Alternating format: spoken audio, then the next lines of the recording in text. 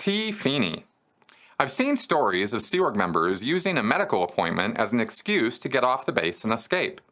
Given that Hubbard's taught that you pull in your own injuries and illnesses, coupled with his teaching that pretty much anything can be fixed with an assist, such as a touch assist or nerve assist, how is it that members are allowed to seek medical attention at all? Well, this is an interesting question, and by the way you worded it, I think there's been some misunderstanding about how medicine and the relationship between Scientology and doctors works. I've discussed this in the past on this show, but let's go ahead and dive into it again because, 200 episodes is a lot to go through to get an answer on some things. On this particular issue, Scientology doesn't treat doctors and medicine as like, demons or something to stay away from. Scientology fully appreciates medical services, and Scientologists take advantage of medical services all the time. If you break a bone, if you, get some kind of like serious illness or, pneumonia or bronchitis or something like that, much less a serious contagious disease, you are expected to go to the hospital or go to a doctor and get it sorted out. Scientologists have a very heavy bias towards natural alternative therapies, which I don't like the idea of alternative therapy or alternative medicine. I just think it's medicine. I mean, if it either works or it doesn't. But they'll tend in that direction. But if a Scientologist has a let's say a 12-year-old, and the 12-year-old falls out of a tree or has a bike accident, breaks his arm, he's going to urgent care. He's going to the hospital immediately. They're not going to try to. There are some times, actually, I should say, there have been times where assists have been used in excess to try to solve problems that a doctor really does need to solve. I don't want to put out there that that's never happened or that there aren't some Scientologists who do have real issues with going to see a doctor, won't do it, and refuse any sort of medical attention of any kind, and try to solve it only with Scientology procedures. But that is somebody being overly dogmatic in Scientology. Not all Scientologists are like that. In fact, I would say a minority of Scientologists are that extreme about it. When it comes to any kind of mental health care, though, you can forget it. No Scientologist is going to be at all interested in talking with a psychologist or a psychiatrist in any situation under any circumstances. It will always be a forced issue if a Scientologist is having to see a psychologist, let's say through a court order. Let's say there's a custody issue with divorcing parents, and one of them is a Scientologist and the other one isn't. The Scientologist who has to go see the court-appointed, psychiatrist or psychologist to, get evaluated for parental control, let's say, they're going to hate that. But they will do it.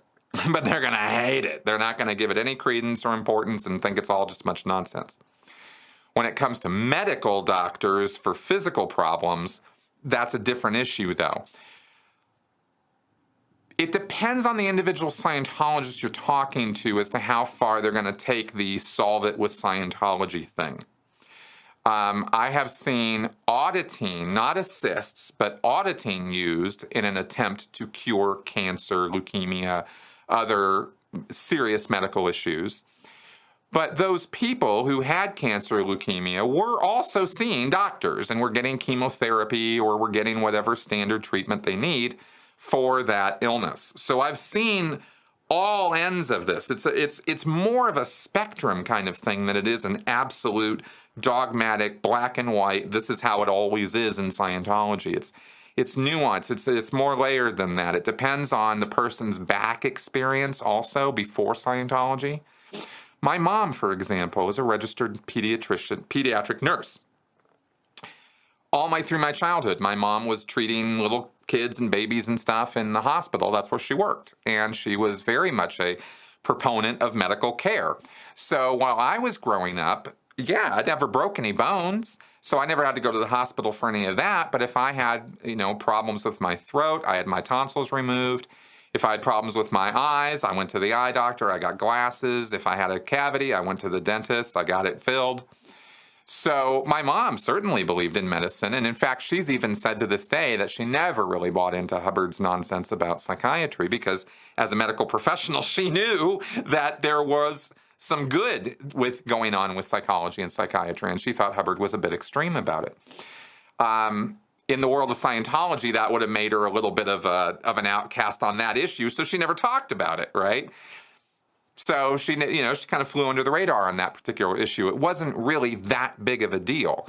They still took her money. They still put her in session. They still tried to get her up the bridge. So it really depends a lot on who you're dealing with in Scientology as to whether they're going to be, absolutely, no medicine care, no medical care of any kind, or are we going to have a little bit, or are we going to have a lot? It's kind of up in the air. I hope that kind of makes it clear. I know it's a little clear as mud because it's so variable. It kind of changes. Hubbard's issues and bulletins on it, which I have quoted before in earlier episodes, pretty clearly state that if you have a serious medical condition, you need to go see a doctor. The issues that tell the case supervisors what to do say if a person's not moving forward in their auditing, if they are experiencing a lot of difficulties, if there's other symptoms, send them to a doctor. Have them get a full medical checkup. Maybe there's something going on with their body that is preventing them from being able to do their auditing. So, that's Hubbard's advice on it. So it's there to...